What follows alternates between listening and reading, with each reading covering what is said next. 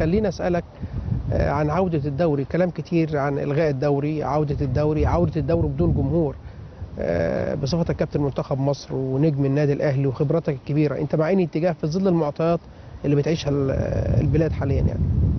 والله بص، عايز اقول لك على حاجه. يعني طبعا الظروف اللي احنا فيها والاوضاع اللي احنا فيها، واللي نتمنى ان شاء الله باذن الله، ان شاء الله باذن الله، ان الايجابيات اللي حصلت دي نتمنى ان احنا نستغلها ان شاء الله باذن الله الفتره الجايه بشكل يعني ما نخسرش اللي حصل ده، ما نخسرش الصور اللي حصلت والايجابيات الكبيره اللي حصلت وحاجات كتير قوي، فساد كبير قوي بدانا يعني يتم استئصاله.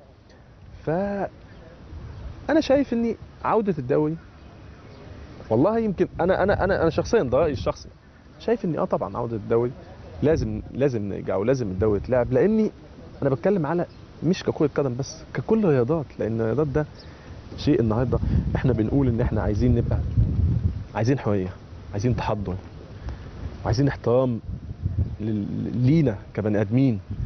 فالنهارده كل الناس في العالم بيحصل عندها مظاهرات، وبيحصل عندها ثوره، وبيحصل عندها، انما الحياه ما بتوقفش. يعني انا من ضمن الحاجات وانا في المانيا الفتره الاخيره كان في اضراب من الناس هناك العمال وكده. فالاضراب بيبقى ايه؟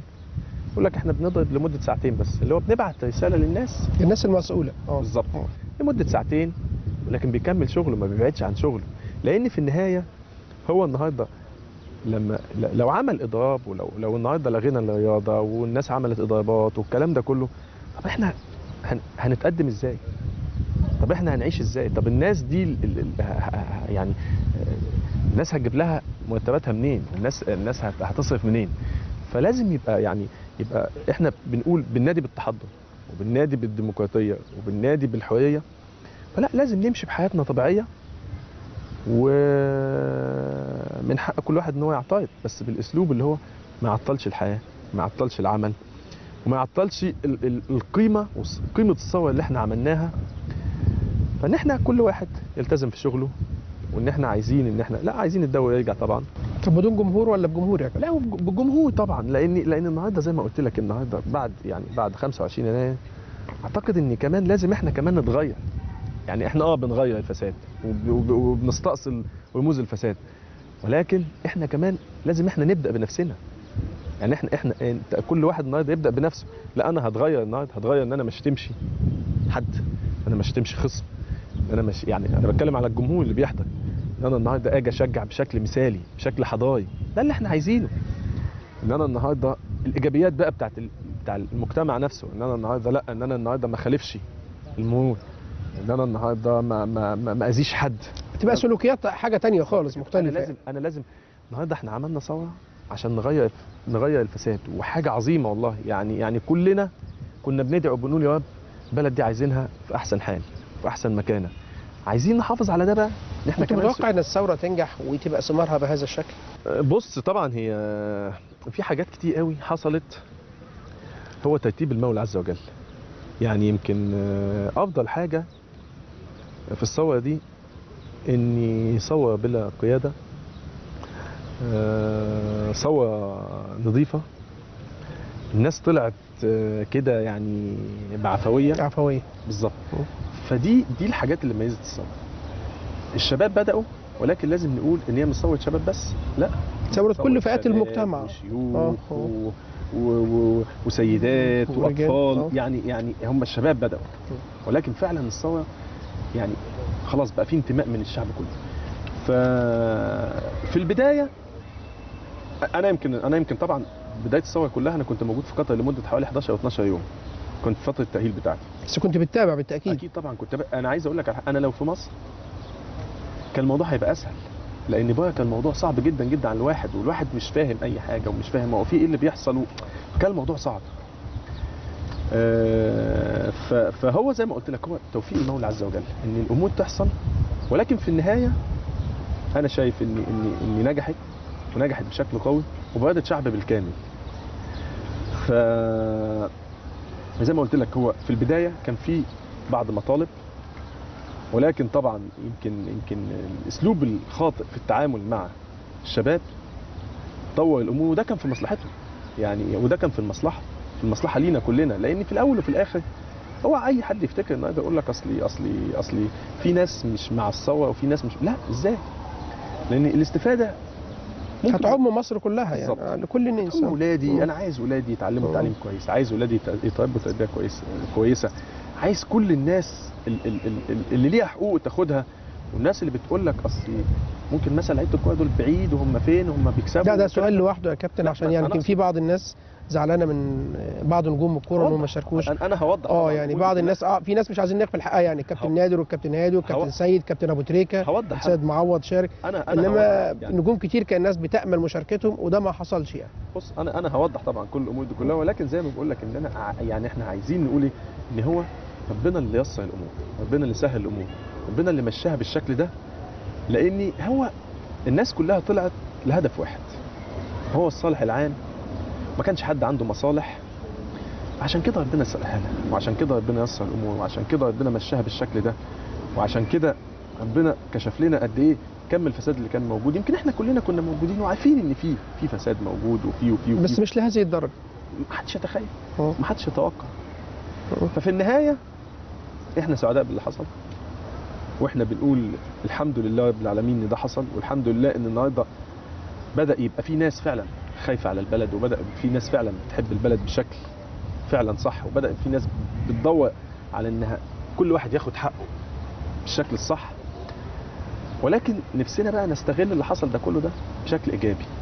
لا ما جاوبتنيش حضرتك على جزئيه عدم مشاركه نجوم الكوره في بعض نجوم الكوره. هقول لك مش عايز اغفل برضو الكابتن محمد رمضان، كان الناس اللي موجوده في يعني احنا طبعا بص انا عايز اقول لك على حاجه، يمكن انا مثلا من ضمن زي ما قلت لك ان انا كنت موجود لمده حوالي 12 يوم في قطر، ما كنتش موجود في مصر.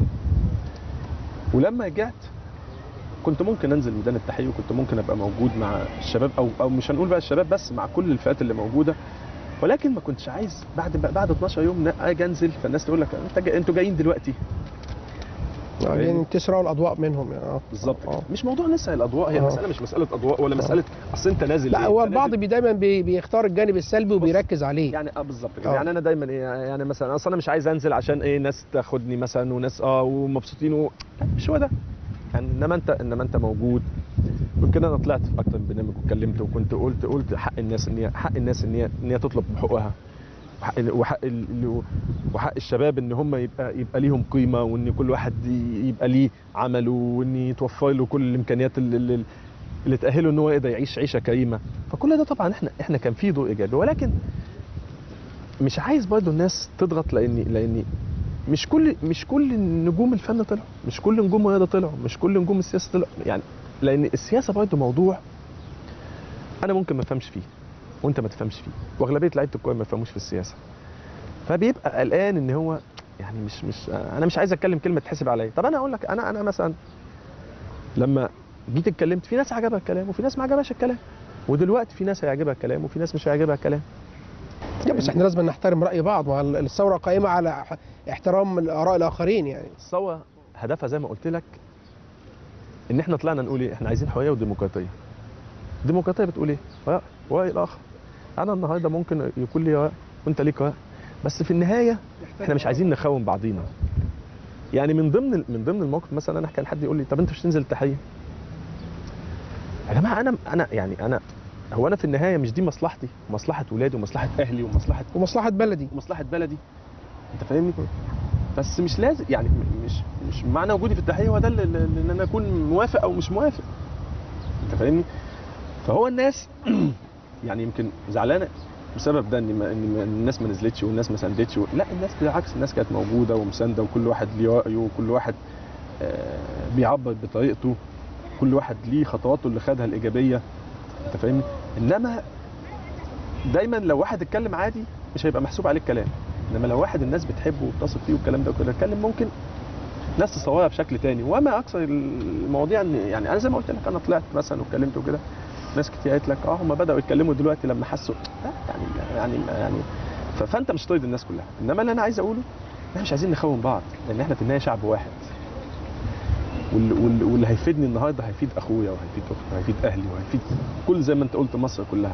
مش عايزين يحصل تخوين انت مع ولا ضد، لان احنا في النهايه برضه ناس كتير قوي اصل المنتخب خب مستفيد من النظام. ايه اللي احنا مستفيدينه من النظام؟ او لعيبه الكوره مستفيدين من ايه اللي احنا مستفيدينه من النظام؟ لا هو المنتخب يا كابتن منتخب مصر مش منتخب النظام. بس ده المهم. هو يعني عيب قوي ان انا النهارده ابقى واحد حققت كل الانتصارات دي لمنتخب بلدي وبيجي يستقبلني رئيس بلدي. طب ما هو ده طبيعي، هو طبيعي ان هو يستقبلني، ما طبيعي ان مصر كلها بتطلع تستقبلني. يعني احنا لما بنحقق انجاز كبير ما الناس كلها بتطلع قبل اي حد، بيطلعوا يستنونا في المطار وبيطلعوا يستقبلونا، لان حسوا ان احنا عملنا حاجه ايجابيه لبلدنا.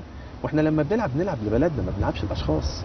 فعيب قوي النهارده ان انا راجل النهارده او كل المجموعه اللي موجوده الانتصارات اللي بتحققها دي، وفي الاخر يقولوا احنا اصلي ده كنا يعني الانتصارات دي للنظام. لا، الانتصارات دي للبلد كلها، لان قد ايه فرحه الناس. لانه معروش النظام اللي فاز بالبطوله او النظام اللي بيصنع منتخب مصر والسلام الوطني لجمهوريه مصر العربيه. السلام الوطني وعلم مصر هو اللي بيبقى موجود.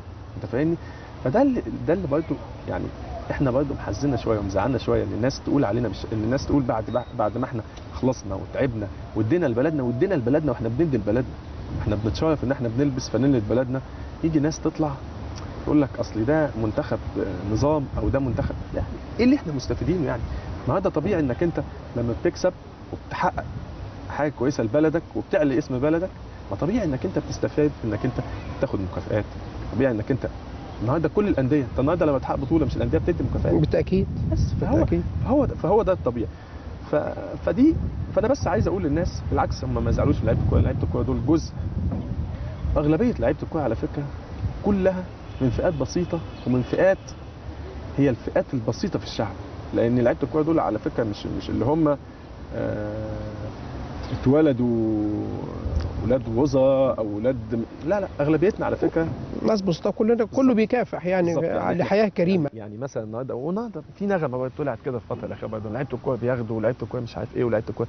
يا جماعه افقر دول العالم، لان الكوره دلوقتي الرياضه دي اصبحت استثمار، ما اصبحتش ان هي حاجه بتتلعب وناس بتاخد فلوس وخلاص. لا بالعكس، النهارده ناس كتير بتقول لك اصل لعيبه وبتاخد ومش عارف ايه ومش حاسين لا ما ينفعش الكلام ده. يعني اقل دول العالم النهارده ما بتصرف على الكوره لان دي رياضه.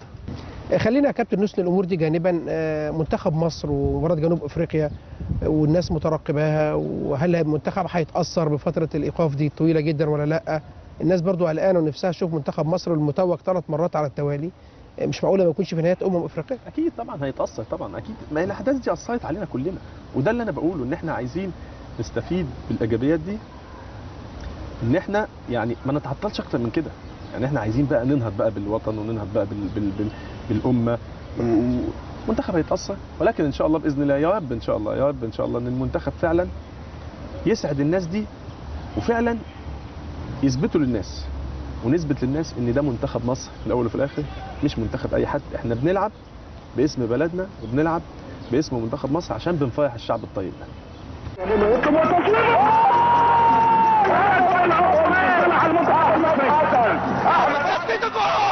التسديده جول احمد حسن جول. كابتن منتخب مصر احمد حسن